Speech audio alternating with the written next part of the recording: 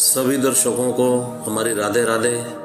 दर्शकों, आप सभी का स्वागत है हमारे मंच पर।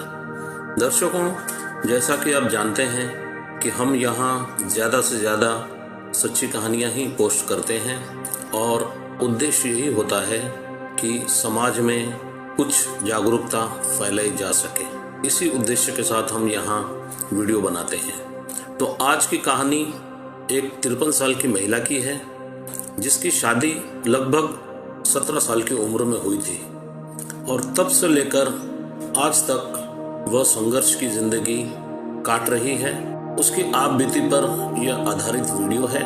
आपके पास भी ऐसी कोई कहानी हो या ऐसा दर्द हो जिसे आप किसी से बताने से डरते हो या आपको शर्मिंदगी महसूस होती हो, तो आप अपनी कहानी हम तक भेज सकते हैं।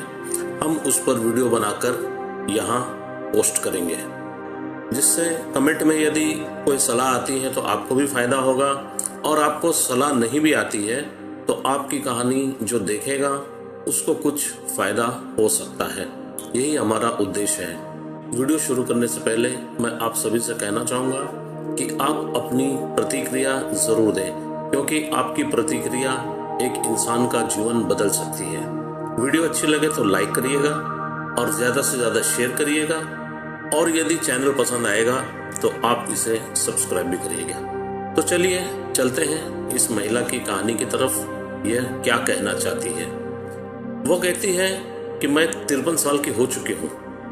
मेरी आप बीती ऐसी है कि साल 1988 में जब मैं 17 साल की थी तभी मेरी शादी कर दी गई थी। हम 6 बहनें और 2 भाई थे। घर की आर्थिक हालत ठीक नहीं थी, तो पापा ने जल्दी जल्दी हम बहनों की शादी कर दी। मुझे शादी के बाद अच्छा परिवार मिला था, बिजनेस था, किसी चीज की कोई भी कमी नहीं थी। जीवन बीतने के साथ मुझे 2 बेटियां और 1 बेटा हुआ। वैसे तो जिंदगी में सब कुछ ठीक ठाक ही था, लेकिन मेरे पति शराब बहुत पीते थे। शादी के 12 साल बाद 2000 में वो चल बसे। मैं उस समय 29 साल की थी। कुछ साल बाद ससुराल वालों ने मेरी शादी के लिए दूसरे रिश्ते देखने शुरू कर दिए, और 3 बच्चों की मां से शादी कौन करता। देखते देखते कुछ वक्त और बीता। फिर उस घर में किसी न किसी वजह से एक सदस्य की मृत्यु होनी शुरू हो गई। पूरी फैमिली इस त्रासदी में बिखर गई। मैं भी बच्चों को लेकर मायके आ गई और मैंने जॉब करने के साथ साथ अपना फ्लैट खरीद लिया। उसी में बच्चों के साथ रहने लगी। फिर फैशन डिजाइनिंग का कोर्स किया और अपनी बुटीक खोल ली।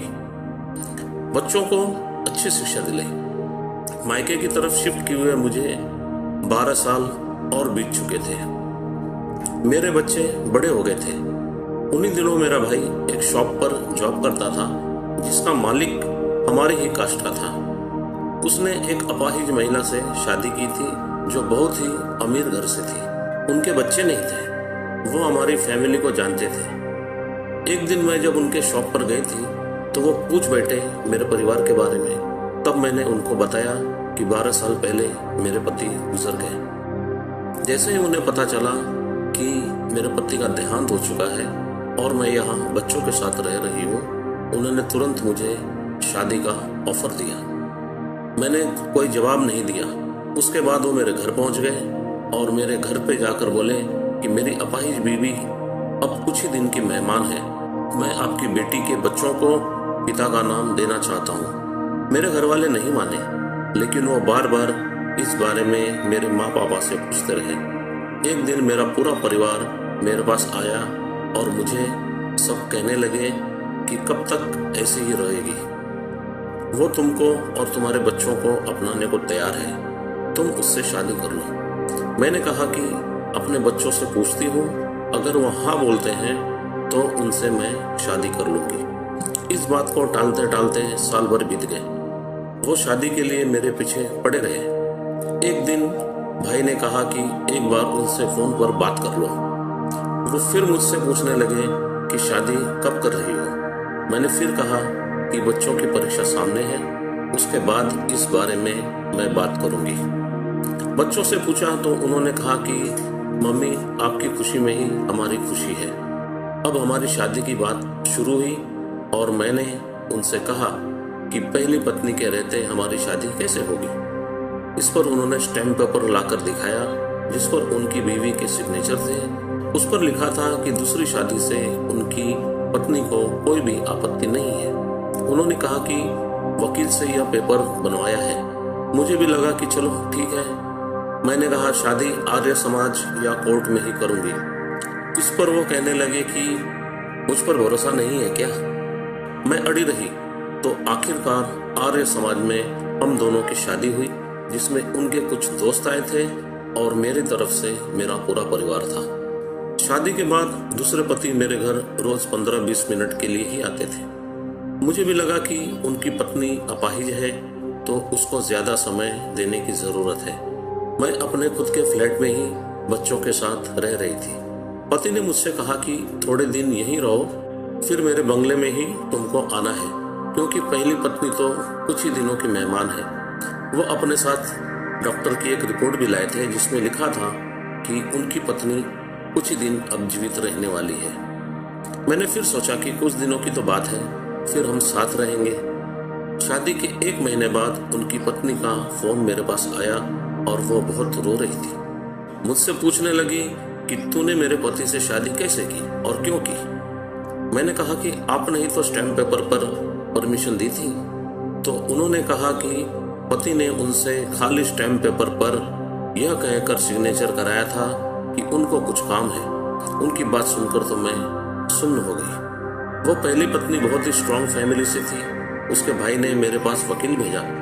वकील ने कहा कि आप चुपचाप डिवोर्स पेपर पर साइन करो, नहीं तो आप पर केस करेंगे और आपको जेल जाना पड़ सकता है। फिर यहाँ आपके बच्चों का क्या होगा। उस महिला ने मुझे फोन कर मुझे धमकी दी कि साइन करो, नहीं तो मैं घर में गैस पाइप खोलकर खुद को और इस घर को आग के हवाले कर दूंगी। उसके बाद जब पति आए तो मैं उनके सामने रोई, गिड़गिड़ाई कि मेरी जिंदगी तो इतनी अच्छी चल रही थी, फिर ये सब क्यों किया। वो बोले कि मैं मानता हूँ तुम्हें पाने के लिए मैंने झूठ का सहारा लिया है, लेकिन मैं नहीं जानता था कि इसका अंजाम ऐसा होगा। वो कहने लगे कि कागज पर साइन कर दो, इन कागज के टुकड़ों से हमारे दिल के टुकड़े नहीं किए जा सकते। मैं पूरी तरह से टूट चुकी थी। इसके बाद भी पति बोलते थे कि मैं तुमको खोना नहीं चाहता। मेरे सामने बहुत रोते थे, लेकिन मैंने उनको अपने फ्लैट पर आने से साफ मना कर दिया। और उधर पति के पीछे उनकी पत्नी ने एक खबरी लगा दिया। मेरे फ्लैट पर पति का आना जाना बिल्कुल बंद हो गया। मुझे यह भी पता चला कि मेरे पति ने टैक्स बचाने के लिए अपनी पूरी संपत्ति अपाहिज पत्नी के नाम पर अर्जित की थी। मेरी जिंदगी फिर बच्चों के साथ कटने लगी। जब मेरे बड़े बेटे की जॉब लगी तब मैंने यह शहर छोड़ा, क्योंकि यहाँ मुझे बहुत मानसिक तकलीफ हो रही थी। मैं अपने दोनों बेटियों के साथ बेटे के ही पास मेट्रो सिटी में शिफ्ट हो गई। अगले 10 साल और बीत गए। इस बीच मैंने अपने बेटे और दोनों बेटियों की शादी कर दी। इन 10 सालों में दूसरे पति से मेरी किसी तरह की कोई बात नहीं हुई। ना उन्होंने मुझसे कोई संपर्क किया और ना ही मैंने उनको कोई मैसेज या कॉल किया। मैं बहुत भाग्यशाली हूँ कि मेरे बच्चे मेरा बहुत सम्मान करते हैं। मैं उनके सहारे ही अकेली जिंदगी जीती रही। मेरी पहली शादी बहुत दर्दनाक थी। उसमें पति शराब पीकर मारपीट करते थे। उस खराब अनुभव के बाद जब उनकी मृत्यु हुई तो बहुत संघर्ष करके मैंने खुद कमाकर बच्चों को खड़ा किया। जब 12 साल बाद मेरे जीवन में दूसरे पति आए तो ये कोई नशा नहीं करते थे। इनका व्यवहार भी बहुत अच्छा था। मुझे लगा था कि अब शायद मुझे प्यार भी मिलेगा, इसलिए भी मैं इनके तरफ बढ़ी थी। लेकिन झूठ की बुनियाद पर यह रिश्ता महीना भर भी नहीं चला और फिर अगले 10 साल दुख और अकेलेपन में काटे। ऐसे में बच्चे ही मेरा सहारा बने। जब मेरे दूसरे पति को पता चला कि मेरे सभी बच्चों की शादी हो चुकी है और मैं अकेली हो चुकी हूँ, तो करीब साल भर पहले उन्होंने मुझे मैसेज किया। मैसेज में लिखा था कि कहाँ हो, कैसी हो। पति का मैसेज देखकर मुझे एक तरफ तो बहुत खुशी हुई, लेकिन उतना ही गुस्सा आ रहा था। इस गुस्से और प्यार की दुविधा में मैंने 3 दिन तक उन्हें कोई जवाब नहीं दिया। फिर दिल नहीं माना और उनसे चैट करने लगी। फिर उधर से वो बोले कि कॉल पर बात करते हैं। मुझे भी गुस्सा निकालना ही था तो फोन किया, और फोन पर मैं पहले तो बहुत रोई। पूछा कि मेरी क्या गलती थी, आपने ऐसा क्यों किया।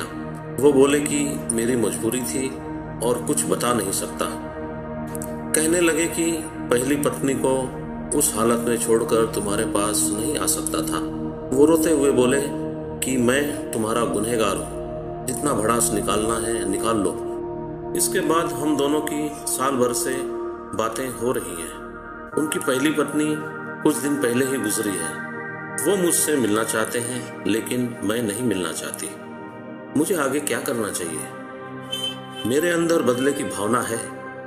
दूसरी शादी के बाद साल भर मैंने जो दर्द झेला है, मेरी जगह कोई और होती तो शायद आत्महत्या कर लेती। मैं उनसे बहुत प्यार करने लगी थी, क्योंकि पहली शादी कम उम्र में होने के कारण मुझे पति का प्यार नहीं मिला था। लेकिन इस दूसरे पति ने मेरे अकेले होने का फायदा उठाया। कभी कभी सोचती हूँ कि इतने बड़े धोखे का बदला कैसे लूं। फिर सोचती हूँ कि क्या करना है बदला लेकर, वो मेरा संसार तो नहीं है। तो दर्शकों, यह कहानी थी इस 53 साल की महिला की। आपकी क्या राय है, इनके लिए क्या सलाह है, आप हमें कमेंट में ज़रूर बताएं। आपका कमेंट इस तरह की किसी भी महिला के साथ यदि ऐसा हो रहा है तो आपकी सलाह उनके भी काम आएगी। और यदि आपके पास भी ऐसी कोई कहानी है तो आप हमें भेज सकते हैं। और वीडियो अच्छी लगी हो तो आप इसे लाइक करें, शेयर करें, और ऐसी ही कहानियाँ और भी आप सुनना चाहते हो तो चैनल को सब्सक्राइब करें। बेल आइकन दबाना बिल्कुल ना भूलें, ताकि आने वाली नई वीडियो की नोटिफिकेशन आपको सही समय पर मिल सके। तो दर्शकों, आज के लिए बस इतना ही। अब इस कहानी को यहीं विराम देते हैं। मिलते हैं फिर नई वीडियो में नई कहानी के साथ। और अभी तक आपने हमारी पूरी वीडियो देखी, इसके लिए आप सभी का बहुत बहुत धन्यवाद। और आप सभी को हमारी तरफ से राधे राधे।